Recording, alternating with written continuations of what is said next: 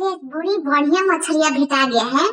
हाँ, अरे जैसे तारने गए वैसे ही लबड़ी पहुंच गई है। और बिलाई ऐसा सुनते सुनते हाँ आज तो हम क्रिया खा लिए है कि ना एकरा लगे तो हम बनाई भी नहीं करेंगे।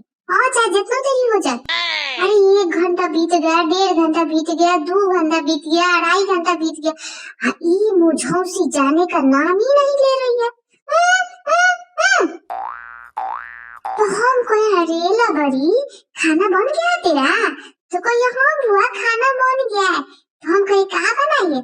तो कह रही है कि मछली का झोल और भात। Oh no! हम निश्चित हो गए हैं।